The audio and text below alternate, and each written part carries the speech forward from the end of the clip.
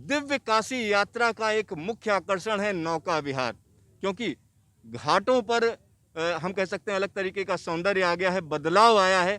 और इस बारे में बातचीत करने के लिए हमारे साथ कुछ लोग हैं, आइए उनसे बात करेंगे और यहाँ के बारे में बेहतरीन जानकारी रखते हैं। भाई साहब, क्या नाम है आपका? जी, मैं मनोज कुमार सिंह, जातक ट्रैवल से। हमारा हेड ऑफिस वाराणसी में ही है। ये संजोग है कि मैं बॉर्न एंड ब्रॉट अप तो बिहार में हूँ, लेकिन हमारी कर्मभूमि 1995 से वाराणसी ही रही है। आज के दिनों में मैं दिल्ली में अपने ब्रांच ऑफिस में स्थित हूँ, लेकिन अभी भी वाराणसी से एक प्रेम और एक अटूट संबंध जो बार बार हमें या मुझे खासकर वाराणसी की ओर आकर्षित करती है, वो इसकी सुंदरता है। इस सुंदरता में चार चांद लगाती है माँ गंगा। माँ गंगा यहाँ उत्तर वाहिनी है। आप गंगा यूँ तो सारी नदियों में सबसे पवित्रतम नदी माना जाता है हिंदू धर्म के अनुसार, और इसीलिए आपको जब पुराने जितने भी शास्त्रों में जाएंगे तो ताप्ती गंगा, नर्मदा गंगा, इवन वाराणसी से थोड़ी ही दूर पर बोध गया जो कि निरंजना गंगा, इवन पाली टेक्स्ट बुक में, बुद्धिस्ट टेक्स्ट बुक में भी निरंजना गंगा सफिक्स जोड़ा गया है।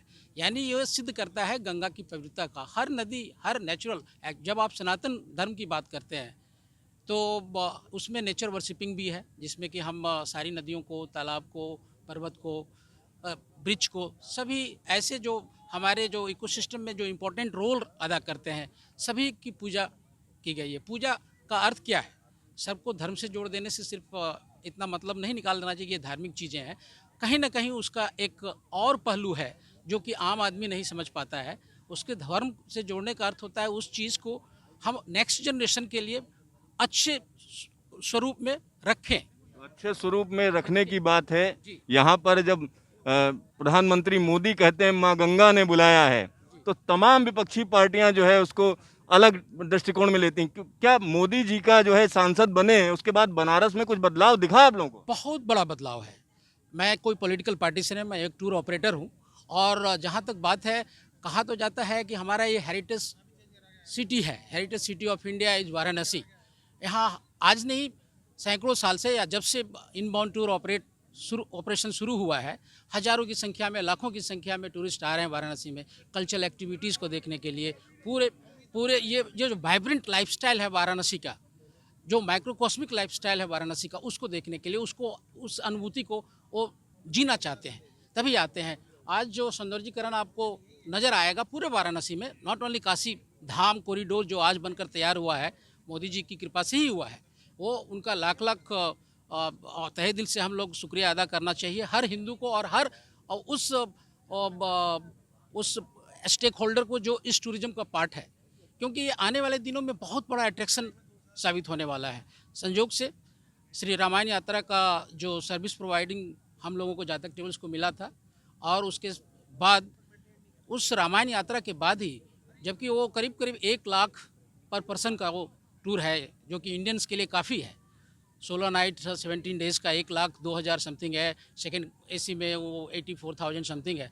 लेकिन उतना पे करने के लिए लोग तैयार हैं, सुविधाएं यदि दें, और उस स्वरूप को जो दिखाया गया है हमारे शास्त्रों में, जो महिमा बखान किया गया है, उस चीज़ को फिर हम उसी स्वरूप में यदि प्रदान करने का प्रयास करें, हर हिंदुस्तान वासी या हर हिंदू व सनातन धर्मी इस जगह पर आना चाहेगा, बाबा विश्वनाथ का दर्शन करना चाहेगा, बाबा विश्वनाथ का आशीर्वाद लेना चाहेगा। उत्तर वाहिनी गंगा इसको अपने आप में सबसे पवित्रतम स्थलों में से बनाती है। उस पर बाबा विश्वनाथ का परमानेंट अवार्ड, ये इसमें चार चांद लगा देते हैं। तो ये पवित्रतम स्थलों में से भी पवित्र माना जाता है। ऐसा कहा जाता है ये वाराणसी, ये काशी जो है, आम धरती पे, इस धरती प्लेनेट पे नहीं है, ये बाबा विश्वनाथ के ट्राइडेंट पे अवस्थित है।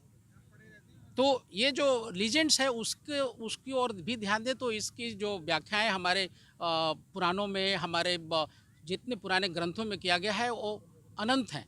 और वहाँ पर जब आते हैं आप और उस तरह की आपको अनुभूति होती है, तो आपको महसूस होता है कि नहीं, जो सनातन धर्म में जो कहा गया है, काशी की महिमा है, उसको आप फील कर सकते हैं। काशी की महिमा को आप फील कर सकते हैं और समझ सकते हैं। जब इस यात्रा में आएंगे, दिव्य काशी यात्रा में, तो आपको इसी तरीके की नाव पर जो है घुमाया जाएगा।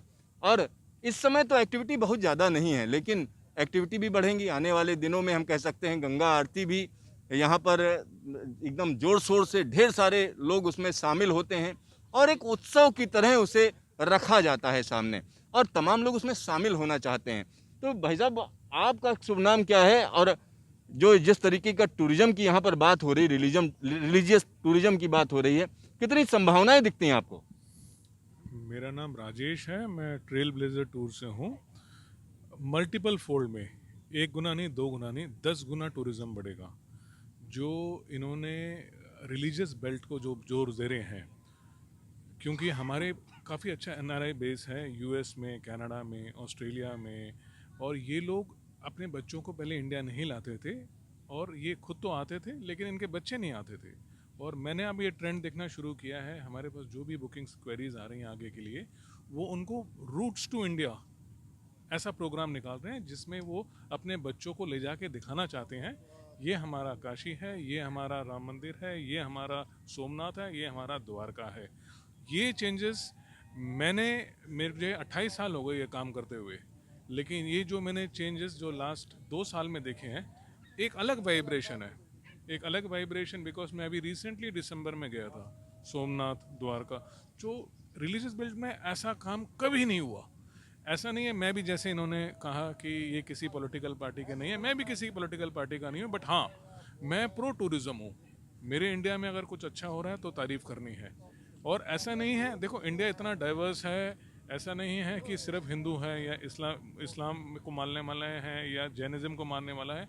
यहाँ कल्चर है, यहाँ पर हर तरह के लोग हैं, और जो ये टूरिज़्म बढ़ेगा ये सबको फ़ायदा होगा। और स्पेशली मेरे लिए ये है कि इंडिया को जितने अच्छी लाइट में बाहर पेश किया जाए उतना बढ़िया है।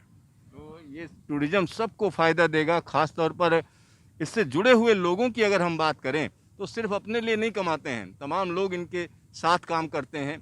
कई जगह पर एजेंट होते हैं, कई जगह पर लोकल जो पब्लिक होती है उसको भी फ़ायदा होता है। भाई साहब, आप बड़ी देर से सुन रहे हैं, क्या नाम है आपका, क्या बोलना चाहते हैं? मेरा नाम विक्रम गुप्ता, और क्लिक इंडिया हॉस्पिटैलिटी के नाम से एक मेरी ट्रैवल कंपनी है, और आज अभिभूत हूँ मैं काफ़ी, और मेरा परम सौभाग्य कि आज प्रथम बार मेरा आगमन हुआ, पहली बार।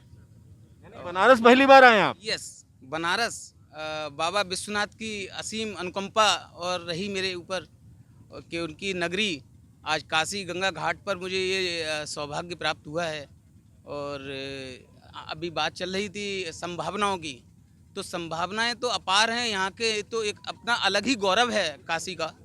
और यहाँ तो आके ही एक गौरवान्वित महसूस मैं कर रहा हूँ, हर कोई करता है। और संभावना ही नहीं होती तो आज ये संसदीय क्षेत्र हमारे माननीय प्रधानमंत्री नरेंद्र मोदी जी का रहा है, और यही संभावनाएं शायद उन्होंने देखी होंगी, तभी उन्होंने यहाँ से ये स्थान चुना। और संभावनाएं आगे भी बहुत अपार हैं। और यहाँ की संस्कृति, ये एक राजधानी है, हमारी सांस्कृतिक राजधानी है। सांस्कृतिक राजधानी है, ऐसा कहना है। भाई साहब, आप कुछ कहना चाह रहे हैं, क्या कह रहे हैं? भाई साहब, मैं तो चाहूँगा कि जैसे प्रधानमंत्री जी ने यहाँ से जब इलेक्शन लड़ रहे हैं तो उस वजह से ये वाराणसी का जो ये रूप आज देखने को मिल रहा है हमको, हम तो चाहेंगे ऐसे और भी नेता या प्रधानमंत्री ही अलग अलग क्षेत्रों से अगर लड़े तो हमें और मेरे ख्याल से देश की जो सुंदरता जो हमें और निखरने को देखने को मिलेगी वो और निखरेगी। और खाली वाराणसी में ही नहीं, बिकॉज वाराणसी आज खाली इस वजह से कि नया मंदिर बन चुका है और नए जिस हिसाब से जो सफाई सुथराई का जो काम हम देख रहे हैं यहाँ पे, उस हिसाब से जितना वाइड पब्लिसिटी हो रही है, उस चीज़ों के साथ साथ में मैं तो चाहूँगा ऐसे चीज़ें और भी हों और रिलीजियस एक्टिविटीज़ बहुत निकलें। जैसे राजीव जी कह रहे थे कि बाहर से देशों से लोग जो एनआरआईज जो गए हुए थे वो अपने बच्चों को दिखाने से, खाली एनआरआईज ही नहीं, इंडिया के अंदर में भी लोग जो रिलीजियस टूरिज्म को भूल चुके थे कि हम भगवान के बारे में जिन्होंने मान्यता जो ख़त्म हो रही थी, वो लोग भी अब वापस रिलीजियस टूरिज्म में आके दिखाना चाहते हैं अपने बच्चों को, और ताकि अपने जनरेशन्स को आगे बढ़ा के उनको बताएं कि देखिए नगरी है क्या रिलीजियस। हमारा जो मेन जो कल्चर है इंडिया का, जो इतना जो गोल्डन कल्चर है, वो कैसे क्या है और वो आगे क्या क्या दिख सकता है। नहीं तो ये रिलीजियस टूरिज्म और जो कल्चर जो इंडिया का वो जहाँ पे लिख रहा था कि डिप्रिशिएट हो रहा है, वो ये प्रमोशंस जिस वजह से, अगर मोदी जी इसके हिसाब के खाली अगर उनके यहाँ इलेक्शन लड़ने से इतना कुछ यहाँ पे हो सकता है, तो ऐसे अगर शहर और भी रिलीजियस जो टूरिज्म, चाहे हरिद्वार हो, चाहे वो नीचे कन्याकुमारी के पास हो, रामेश्वरम हो, या दूसरे फिर वो भी एक्टिविटीज़ हो वहाँ पे, उधर भी अगर ऐसी सुंदरता दिख रहे और इतनी पब्लिसिटी हो, तो डोमेस्टिक टूरिज्म ही प्रमोशन करता है इंडिया से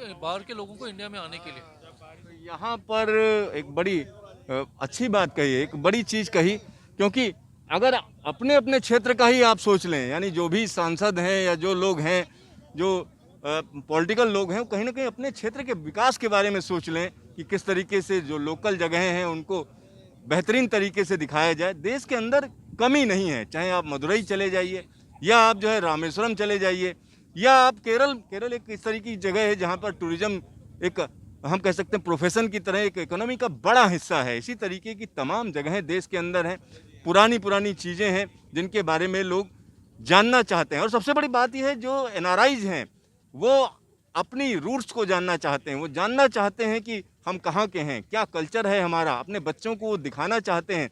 तो उसमें बड़ी अहम भूमिका है इस तरीके के टूरिज्म की।